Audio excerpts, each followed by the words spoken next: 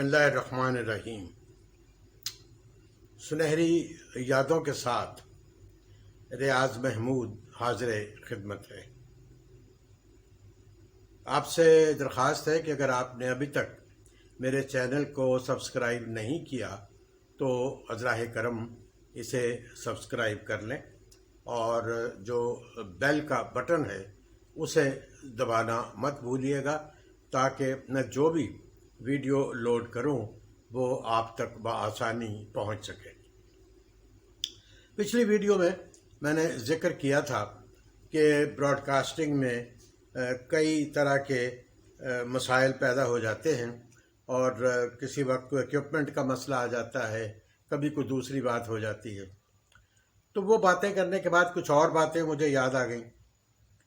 بہت احتیاط کی جاتی ہے کسی بھی پروگرام کو براڈ کاسٹ کرنے سے پہلے، لیکن کچھ چیزیں ایسی ہوتی ہیں کہ جو انسان سہون کر جاتا ہے یا کسی اور وجہ سے وہ کچھ گڑبڑ ہو جاتی ہے اور پریشانی کا سامنا کرنا پڑتا ہے۔ مجھے یاد آیا کہ شاہ ایران کے بعد جو ایران کے صدر ہوئے وہ پاکستان کے دورے پہ تشریف لائے۔ ضیاء الحق صاحب کا دور حکومت تھا۔ پہلے وہ اسلام آباد گئے، ایک دن وہاں انہوں نے قیام کیا اور اس کے بعد ان کو پھر لاہور آنا تھا۔ لاہور میں شہریوں کی طرف سے شالامار باغ میں ان کے لیے ایک استقبالیہ کا اہتمام تھا۔ میں نے یہ سوچا کہ وہاں ریکارڈنگ جو ہوتی ہے جب بھی کسی وی آئی پی یا جو اہم مہمان ہوتے ہیں ان کی ایک تو جس جگہ انہوں نے خطاب کرنا ہوتا ہے وہاں پہ ریکارڈنگ ہوتی ہے، اور دوسرے ٹیلی فون لائنز کے ذریعے سے ہم جو اسٹوڈیو ہوتا ہے اس میں بھی ریکارڈنگ کرتے ہیں کہ اگر کہیں کوئی خرابی ہو جائے تو وہ جو دوسری ریکارڈنگ ہے وہ کام دے سکے۔ اور پھر یہ بھی ہوتا ہے کہ بعض اوقات پروگرام کو جلدی نشر کرنا ہوتا ہے تو جو جہاں پہ تقریر ہوئی ہے وہاں سے پھر براڈ کاسٹنگ ہاؤس تک پہنچنے میں کچھ وقت صرف ہو جاتا ہے، تو اس لیے اسٹوڈیو کی جو ریکارڈنگ ہوتی ہے اس پہ اس کو دیکھ کے یا رکھ کے سامنے پروگرام بنا لیا جاتا ہے۔ تو جس دن وہ لاہور تشریف لائے تو شالامار باغ میں شہریوں کا ریسیپشن تھا۔ میں وہاں نہیں گیا، میں نے اسٹوڈیو اینڈ پہ اپنے آپ کو رکھا۔ تو وہ جو بھی کارروائی تھی وہاں کی وہ لمحہ بلمحہ ہم تک ڈائریکٹلی پہنچ رہی تھی۔ تو ایک ٹیپ تھا میرے ہاتھ میں جس پہ کہ ریکارڈنگ کرنی تھی اس تقریر کی جو ایرانی صدر صاحب نے کرنی تھی۔ میں ابھی ادھر ادھر پھر رہا تھا، انجینئر نے مجھے بتایا کہ ابھی تقریر شروع ہونے میں دیر ہے۔ چنانچہ میں ریکارڈنگ روم سے نکل کے ڈیوٹی روم میں آ کے بیٹھ گیا۔ تو ایک صاحب نے ایک ٹیپ لا کے مجھے دیا کہ یہ جو اسلام آباد میں ایرانی صدر کی مصروفیات تھیں یہ ان کی ریکارڈنگ ہے، اور آپ نے اس ریکارڈنگ کو اور یہ جو شالامار والی ریکارڈنگ ہوگی اس کی جو رپورٹ آپ بنائیں گے ان دونوں کو ملا کے ایک کیسٹ پہ ٹرانسفر کرنا ہے، اور کل صبح جب وہ یہاں سے تشریف لے جائیں گے تو آپ نے یہ کیسٹ ان کو ایئرپورٹ پہ پیش کرنا ہے۔ میں نے وہ دونوں ٹیپ رکھ لیے۔ تو اتنے میں انجینئر بھاگتا ہوا آیا، اس نے کہا جی وہ دے دے ٹیپ، وہ تو شروع ہو گیا کام ادھر۔ میں نے ٹیپ اس کو دے دیا تو وہ لے کے چلا گیا۔ کچھ 10 منٹ کے بعد وہ جو دوسرا ٹیپ تھا جو میرے تئیں اسلام آباد سے آیا ہوا تھا اور جس میں ان کی اسلام آباد کی مصروفیت کی ریکارڈنگز تھی، تو میں نے جو اپنے ہاتھ میں پکڑے ہوئے ٹیپ کو دیکھا تو میرے ہاتھ میں تو وہ ٹیپ تھا جس پہ کہ شالامار باغ کی ریکارڈنگ ہونی ہے، تو میں نے غلطی سے وہ ٹیپ دے دیا ریکارڈنگ کے لیے جو اسلام آباد سے آیا تھا۔ میں تو بھاگا، ریکارڈنگ روم میں گیا، ٹیپ لگا ہوا تھا۔ میں نے کہا بھائی یہ ٹیپ ہے جس پہ ریکارڈنگ ہونی، اس کو اتارو۔ اب ایران کا صدر انوالو تھا، صدر پاکستان انوالو تھا کہ ان کی بھی تقریر تھی۔ مجھے تو پسینے آ گئے۔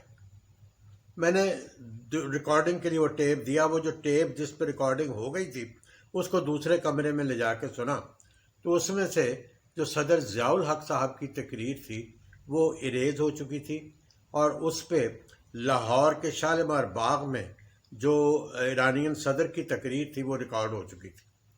اس سے اگلا حصہ جو تھا، جو اسلام آباد میں ایرانین پریزیڈنٹ نے تقریر کی تھی، وہ موجود تھی، راولپنڈی میں جو انہوں نے تقریر کی تھی.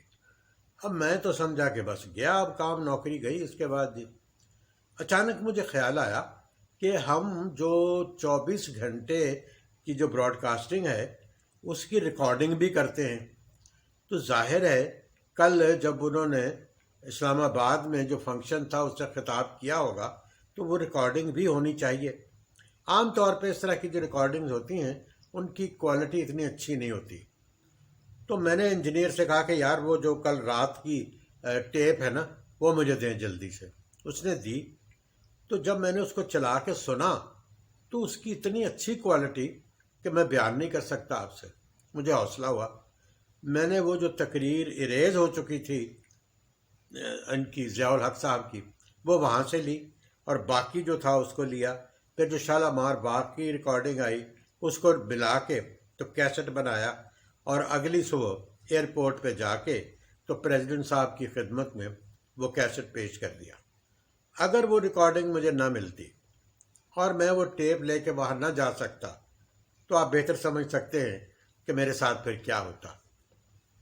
اسی طرح سے میرے ایک کولیگ ان دنوں بے نظیر صاحبہ تھیں، پرائم منسٹر آف پاکستان، تو وہ تشریف لائیں لاہور شاید. تو ان کی جو لاہور میں مصروفیات تھی ان کی رپورٹ بننی تھی. تو اس کا طریقہ عام طور پہ یہ ہوتا ہے کہ ایک تو وہ ٹیپ ہوتا تھا جس پہ کہ ان کی تقریر ہے جو انہوں نے جس بھی تقریب میں کی ہے.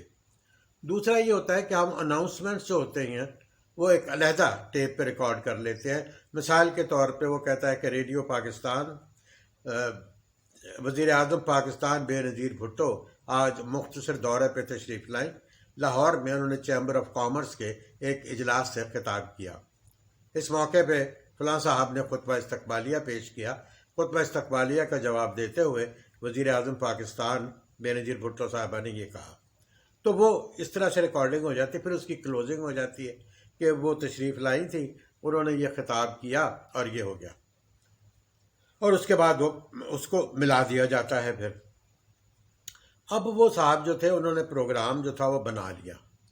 اب اس میں یہ تھا کہ ایک ٹیپ پہ اناؤنسمنٹیں تھیں، ایک ٹیپ پہ وہ تقریر تھی جو بے نظیر صاحبہ نے کی تھی. تو انہوں نے ملا کے ایک تیسرے ٹیپ پہ یہ سب اس کو ماسٹر کاپی بنا لی.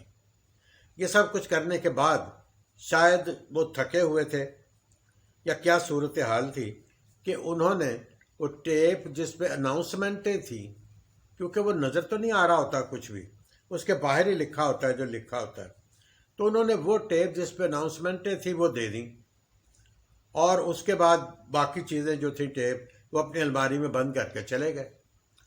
اب ہوا یہ کہ جب وہ وقت آیا کہ 8:15 بجے رات کا تھا تو وہ ٹیپ چلایا گیا. تو اس میں وہ پہلے اوپننگ اناؤنسمنٹ آئی تو خطاب کرتے ہوئے کہا، اور اس کے بعد کچھ بھی نہیں. تھوڑی دیر کے بعد آ گیا کہ یہ خطاب کر رہی تھی، تو آپ نے ابھی سنا اس کو، تو بس ختم ہو گیا یہ پروگرام. اب تو جناب ایک دوڑیں لگ گئیں اس کے بعد پھر کہ کیا کیا جائے. معاف چاہتا ہوں. تو یہ ہوا پھر کہ بندہ دوڑایا ان کے ہاں. وہ جو 8:15 بجے ہونا تھا وہ رات کو 10:15 بجے پروگرام چلا. جواب طلبی ہوئی، جواب دیے گئے، بچت ہو گئی. ایک لطیفہ بھی مجھے یاد آ گیا براڈ کاسٹنگ سے متعلق جو ہے، چلتے چلتے آپ کو وہ بھی سنا دوں. انگریز کا راج تھا، جارج پنجم کا انتقال ہو گیا. ظاہر ہے کہ ہم محکوم تھے تو ان کے لیے پروگرام جو تھے وہ نشر ہو رہے تھے. تو اناؤنسر جو تھا وہ بیٹھا ہوا تھا، تو اس نے کہا کہ آج صبح وہ جارج پنجم تھے، حرکت قلب بند ہو جانے سے انتقال فرما گئے.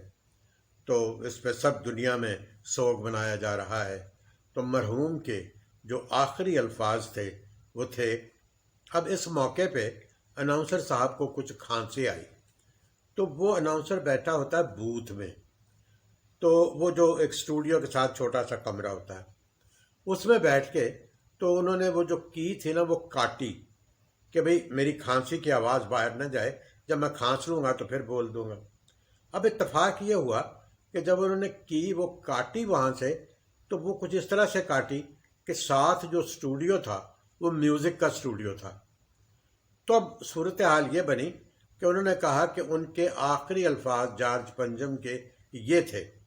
تو ادھر ایک طبلچی تھا، وہ اپنے طبلے کے پاس بیٹھا ہوا تھا، تو اب جو اسٹوڈیو اس کا آن ہو گیا تو اس طرح سے صورت بنی کہ جارج پنجم نے کہ آخری الفاظ جو تھے، یار کہنا میری ہتھوڑی پتہ نہیں کتنے چلی گئی ہے، تو اتنے میں انہوں نے کاٹ کے، ان کو تو نہیں پتہ چلا کہ کیا ہوا، تو انہوں نے وہ اسٹوڈیو کاٹا وہاں سے اور پھر اپنی بات چیت شروع کر دی۔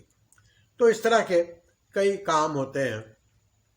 پروگرام تلقین شاہ اشفاق صاحب کیا کرتے تھے، تو وہ ایک شجرکاری کا ویک تھا، تو وہ ایک ان کا کریکٹر تھا اس میں خان صاحب کا، تو وہ آتے ہیں اور وہ کہتے ہیں کہ لیجئے، تلقین شاہ کو کہتے ہیں کہ لیجئے حضور، انہوں نے کہنا تھا کہ میں شیشم کے پودے آپ کے لیے لے کے آیا ہوں، تو وہ اس کی بجائے انہوں نے یہ کہا کہ لیجئے حضور، یہ تو ہو گئے شمیم کے بچے۔ اب وہ شیشم کے بچے کہنے تھے تو وہ شمیم کے بچے کہہ گئے وہاں پہ۔ تو اس طرح کے کام جو ہوتے ہیں۔ ٹیلی ویژن سے بھی میرا تعلق رہا، تو اگلے پروگرام میں جو ٹیلی ویژن میں بھی کچھ اس طرح کے واقعات ہوئے ان کا ذکر کروں گا۔ اجازت دیجیے، خدا حافظ۔